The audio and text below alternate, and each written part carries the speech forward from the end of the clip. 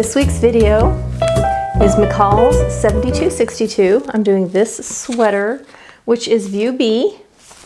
And look at this fabric that I found for it. Look at this. Okay, so I'm doing it with the black side out, but this is a double-sided knit. Look at this stunning red.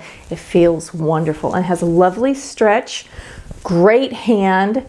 This is a nice warm texture. It's actually two knits stuck to each other is the way it's made. So the reason I did that is this is made in a boucle, which is what I originally thought I would do, is find a nice little boucle. But when I saw this double-sided from fabric.com, I had to get it. And I like it because the way this falls, you get peaks of the wrong side of the fabric. And I thought, wouldn't that be fun if you got peaks of another color from the wrong side? So then I started looking for double-sided knit, and that's when I found this. And also, if I roll up my sleeve, you'll see red there. So I think that's really cute. So this takes buttons. I haven't dug through my stash to see what kind of buttons I have. So that'll be coming up when we have to make a button decision. But pattern pieces are out. I'm ready to start ironing them and cutting them out to size. And then it'll be time to go to the cutting table and cut out our fabric. I'm all cut out, ready to start sewing. And the very first thing we're going to do is take our front pattern piece, and I'm going to show you on the little directions just because I think it makes it easier for you to see. Okay, so can you see this little corner right here?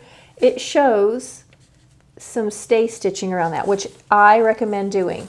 Now I'm working with a knit because this is a sweater, and it'll do a couple things. That stay stitching you're going to clip into, it's going to become part of the shoulder seam and part of the collar. This is actually sort of a common thing in things with an attached collar, like a shawl collar and some of those types of designs. So we're going to open this up. Pardon all the crinkly noises. Actually, I'm going to unpin it because it's heavy on this sweater. This sweater stuff is heavy. It's so pretty though. I'm very excited about it. And I went back and looked. This is machine wash and dry. And I looked to see, because I bought this at fabric.com. This was under $6 a yard, and it's 60 inches wide. Right, so here it is on the pattern piece. This is what it looks like. And this little circle right there is showing where we're going to sew to and turn. That's where we're actually going to notch in. So you can see these little lines. That's what we're going to stitch, based stitch. So I'm going to set my machine to a long stitch, and I'm going to do just this little corner. You don't have to back stitch or anything. Here's the collar. This is the collar. This is the shoulder seam. Here's your arm side. Here's your side seam. It's a little funky looking shape. So that's where I'm going to start.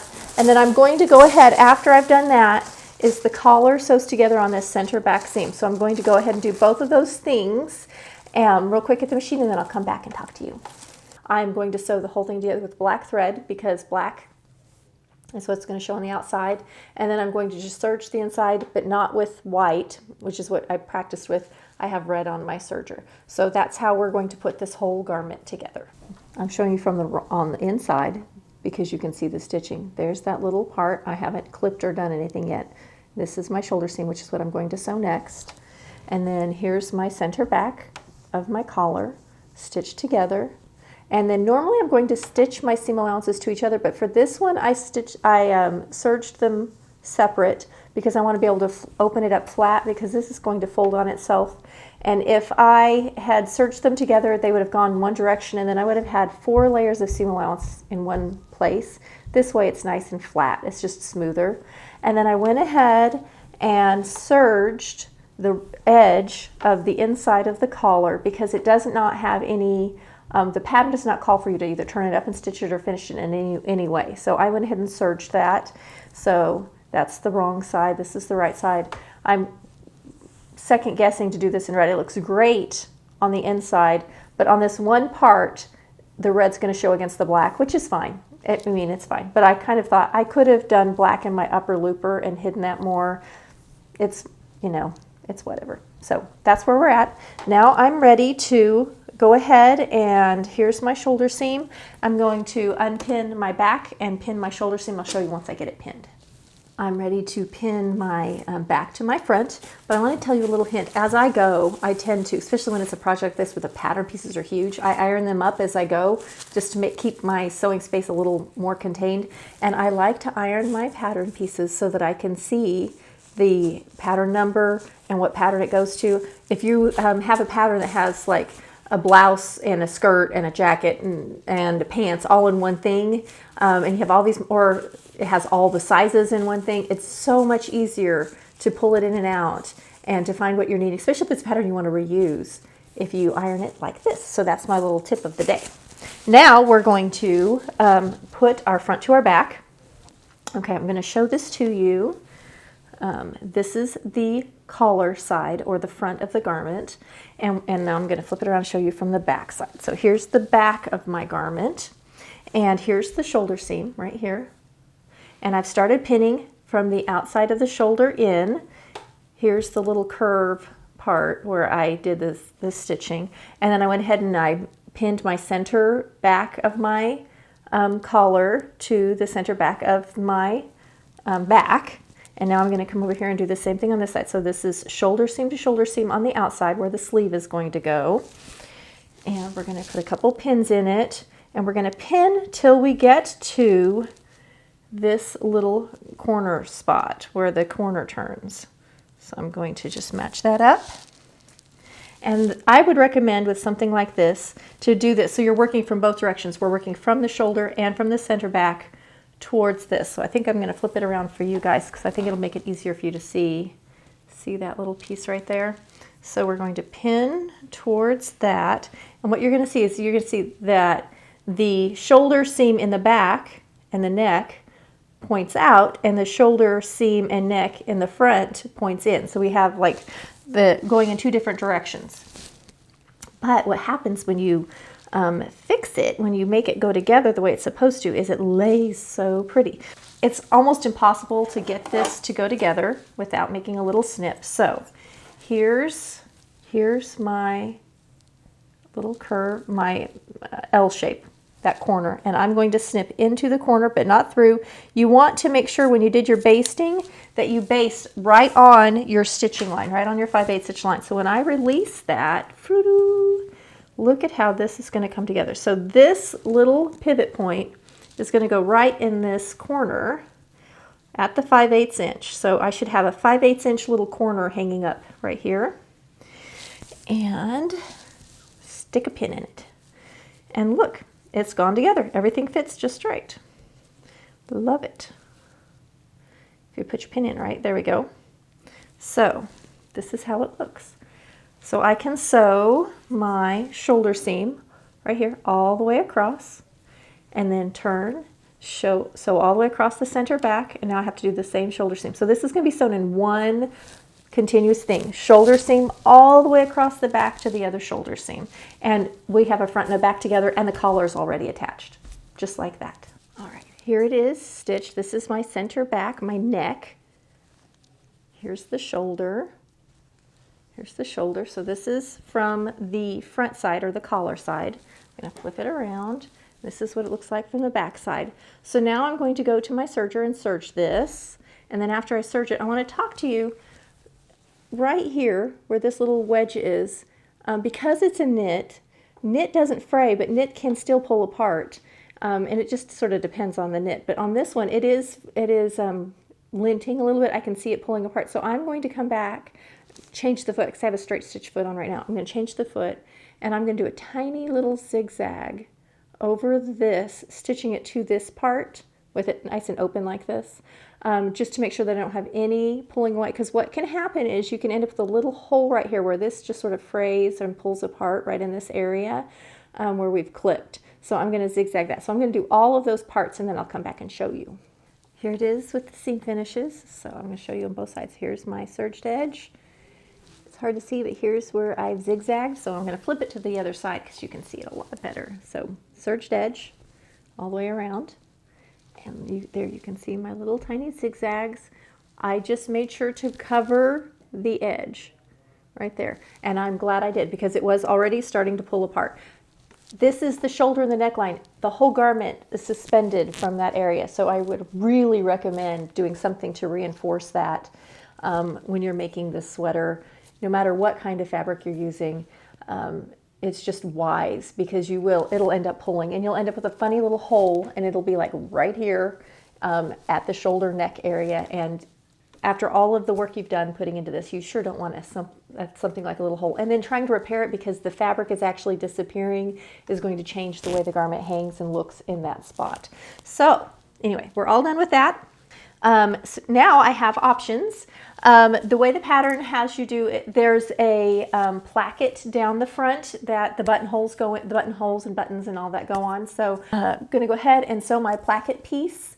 Get it prepped, and then I'm going to go ahead and put in my basting stitches in the caps of my sleeves, and I'm going to, I think this one has a set-in sleeve. It looks set in, so I'm going to treat it like a set-in sleeve. So I'm going to sew with that, and I'm going to go ahead and sew my sleeve parts together. So I'm going to do all of those things before we come back and discuss putting things together next. A lot has happened since I turned the camera on, but it's only been about 25 minutes sewing time. So I've taken my front pieces, my front little placket pieces, and I've sewn them at the top and the bottom. They're long, because this is a long sweater, like this. And you can see I've already nipped out a corner on this one, so I'm going to go into all of these and just take off a little bit of that corner so that when they flip around to the right side, I get a nice sharp corner like that. So the pattern says, after you've done all of that, to go ahead and baste down this edge before you sew it on. So you can do that if you want to. I'm not going to. I'm just going to put a few pins in it, but certainly do that if it helps you. So now let's talk sleeve. I've got two sleeves put together. I basted in the top of my cap so that I can pull it if I need to get it to fit in. I have my front marked so I can tell my front from my back sleeve because there is a difference. I've sewn the sleeve together and I've serged my seam allowance together. I've serged my hem edge, or the raw edge at the bottom, and I've turned it up. So here's the inside sleeve. You can see it from the inside. And here's one that I've turned around. So this is what it looks like from the outside. And this one's ready to hem. So I am going to go ahead and I'm going to hem them before I ever put it in. Just makes life easier to only have to work with this small piece to do the hem, then, because this is a big old honkin' sweater here, and that's a lot hanging off of the end of the little sleeve, so it's easier to hem, I think, first. Then on the sweater, I went ahead and did my side seams. So the side seams have been sewn. Here's my stitching line. It's going to be hard to see, but it is in black. And then I've serged together my seam allowance. So here's my shoulder, arm's eye, sleeve, side seam. And then after I did all of that, I went ahead and serged the raw edge just at the bottom of the hem. Because of how this is put together, it just works easiest if I go ahead and get that part done. So now I'm going to hem my sleeves. And so I'm going to do that independently, and then I'm going to take these pieces, and here's my scissors. I laid my scissors down. I'm going to nip off these little corners like that.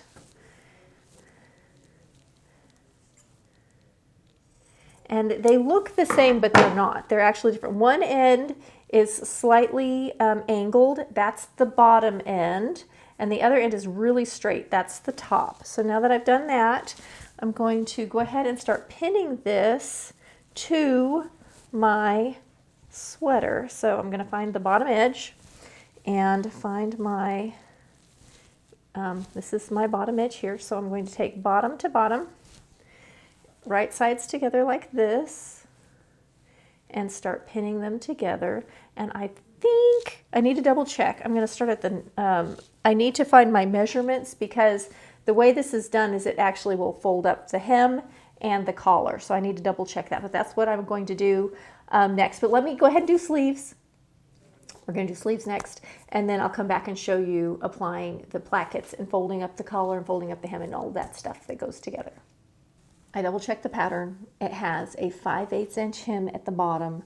And because I have a double-sided heavier fabric, to do a rolled hem in this made it really bulky. So I just serged my edge and turned it up. So I've hemmed the bottom. Then the placket gets pinned on that front edge. So at the bottom, it just lines up even. It's going to flip out like that. But at the top, here we go. So here's the top of my thing. This is the placket. I know it's hard to see. I'm going to flip it to this side. Here's the placket. See where it ends? And then this is what's left of the collar. The collar will actually flip around like this. So here's my placket piece. It's going to enclose the placket piece at the top like this. Can you see that? So when I sew through all those layers, but what happens is that self-encloses. So you get this beautiful enclosed ending for your collar piece at the placket. So I'm going to go ahead and finish pinning this together. I'm just going to straight stitch the whole thing down and then serge that edge, and the plackets will be on the same for both sides. So you do it on the right and the left exactly the same way. And then, because I've already hemmed the bottom, so the bottom's hemmed, my sleeves are hemmed. So after I get this placket part done, I'll show you, and then I'm ready to pin in my sleeves, and I'm done other than buttonholes and a few little, like some stay stitching at the back of the collar to keep that shawl collar, that big collar to stay down, some things like that. So I've sewn so far. I've been in my sewing room almost 2 hours total. And most of that time was spent fiddling with the camera, setting up lights. Like, I wasn't all sewing time. So I would say sewing time, I've spent about an hour, maybe a little less than an hour total working on this. That doesn't include the cutting out, which was pretty straightforward and fast. So this is another really fairly quick project. It doesn't have pockets. I'm sad. I almost put pockets in it. I thought about putting a patch pocket maybe on the inside, but I decided just to leave it. It's an outer drapey thing, and I'll just make sure where whatever my garment is underneath will have to have a pocket in it. Placket is on. This is the collar turned under. Here's my placket. It's all caught in. I've sewn it and serged the edge. So this is the wrong side. This is the right side. And then this, of course, will flip up. And the collar flips around like that. So big black sheet is all you guys can see in the camera, it looks like, from the outside. From the inside, here's the inside of the collar where it lines itself. So let me show you the other side. So what I did after I flipped it all around, got my placket out, I top stitched.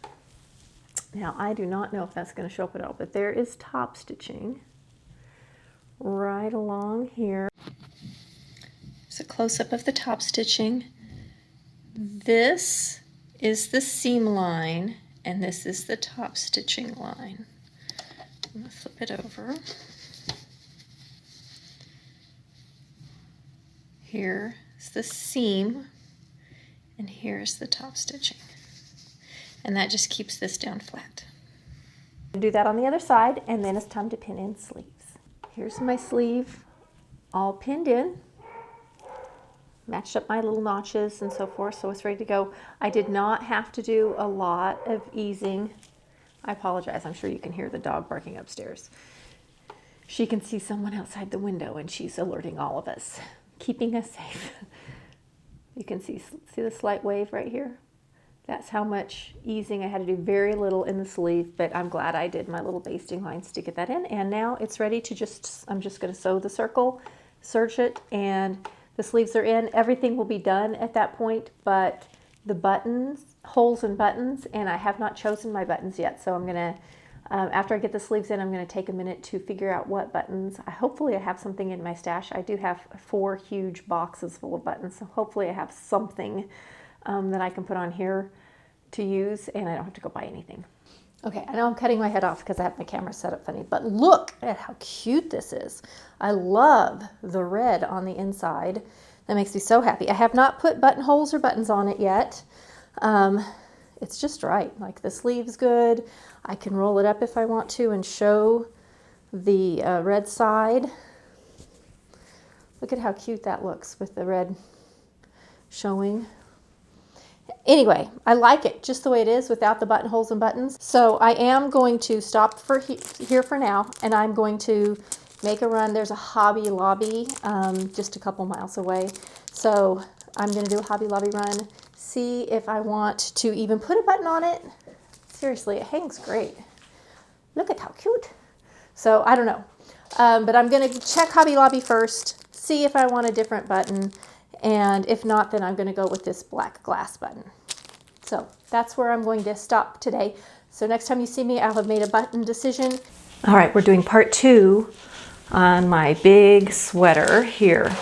I have worn it for a couple of days with no buttons or anything, and I really like it. It hangs beautifully. It feels great because it's double layer. It's nice and warm. I absolutely do not like that I finished it in the red thread. Super unhappy with my decision. And even if I had finished it in black, I do not like just seeing that edge. Look at this and see the thread's kind of pulled already right there from getting in and out of the car or something. Don't like it. I'm super unhappy with that. Now that's nothing to do with the pattern. That has to do with my sewing choices.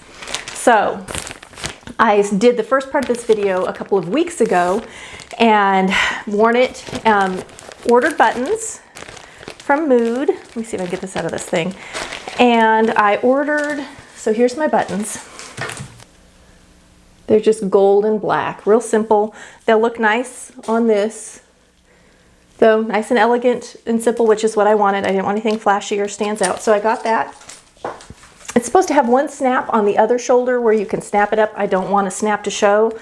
We're gonna see if this works. This is a magnetic snap that I can sew on the inside and hide it, and then the two pieces will just stick to each other. I actually have I think it's a Calvin Klein, maybe something like that. Really cute asymmetrical knit little jogging type jacket that I love. And it has sort of a cowl neck, and one side has a magnetic snap on the inside. You can't see it. You can't even tell it's there, but there's magnets. And the funny thing is, speaking of the magnet, it's a pretty strong magnet. And when you walk through a metal door frame, more than once, that cowl, if I have it loose, goes and sticks to the door frame, which I think is hilarious. So it looks like a ghost or something grabs your shirt and pins it to the wall, but it's really just the magnet sticking to the door frame if you're walking close to it, which is super funny. So, I mean, I think it is. You may not. So anyway, I'm going to put those buttons on, and then I bought this, and I bought a whole bunch of it. It was very inexpensive because I use this a lot anyway, and I'm going to cover all of those edges in this jacket with it. And what it is just, it's sort of like the decorative elastic, like you make hairbands out of. You see little baby hairbands made with it. I use it on my zipper bags that have the elastic band at the back that you can put over a notebook or something. This is sort of the elastic that I use for that. It's just a plain binding. It's a fold over elastic. It actually has a little line in the middle to make it easy to fold over if you want to. I'm not going to though. I'm just going to, so here's my elastic. And I'm going to take this and stitch it on all the way around and cover that. So it's going to get stitched to the seam allowance, covers the red thread, and then stitched down to hide the whole thing. So inside, if you look closely, it's going to have a nice shiny binding covering everything. I like that a lot better. So I'm going to go around to do the entire coat, the hem, the sides, the back neck cowl, which is mostly loose. It's only really stitched down in one spot, but it's still going to be prettier than if it were. So it's going to get stitched here and hide this. And then I'm going to go ahead and do the inside of the sleeve too. I'm just going to cover everything. The only place I'm not going to worry about it is inside the arm's eye and down the side seam where you couldn't see it anyway. But anywhere that this jacket could flap open and you could see along that front edge is going to get covered. So I'm going to work on that, and then I'll show you how that looks when I'm done. And I'm going to go ahead and put my buttons and buttonholes and do all of those things and show you my final reveal. I do really like the pattern. It's a great pattern and it's well done, and it hangs beautifully. Everything else that I really like about it, except a few of my own sewing decisions. Here is the hem, and I did rip out the hem. I attached this over the edge, and I did the same all the way around. This is what it looked like before it was stitched down at the hem. And I just put the hem back in. Got some little threads to trim, but the hem's back in. And you can see how nicely that covers that edge. Now this one, I didn't rip anything out. There was enough seam allowance hanging out that I could just put it over. So now I have to decide if I want to do another row of top stitching, if I want to hand pick it, or if I'm just going to leave it like that, which actually works pretty well. It covers it nicely. So I've done all the way around the outer edge of the coat. Let me go up to the neckline. Here's the neckline. So I haven't fixed this yet. That's just pinned down. So this is the facing, the outer facing, up to the little neckline cowl part. And this is not stitched down anywhere but the center back. So I'm getting ready to stitch down the center back of this. And then this right here is just where they overlapped and I couldn't get my machine in good. And now I'm going to come back and do a little stitching to hold that down. And all that will be left is the sleeve. It's finished. I've gone in and added the buttons. So here you can see the buttons and the snaps. I'm going to kind of take this apart and show you as we go. So here's the buttons and the buttonholes. So from the inside now, there's this tape. Here are my buttonholes. And this is the snap that I used the magnetic snap for, so I'm going to undo that. So here's the magnet on the inside here, and here's the magnet up in the shoulder seam. And this is how it hangs. Looks great. I like that it looks like it has a red lining. I'm so much happier now that I've added this trim to it. It just makes it more polished. And then I'll show you a little close-up of how this snap looks. I actually just did a little hand picking around it so you can hardly see where I stitched that. I actually slipped it all the way inside and redid all of this. So much happier, much happier. And I think this is a grand pattern. I really like it.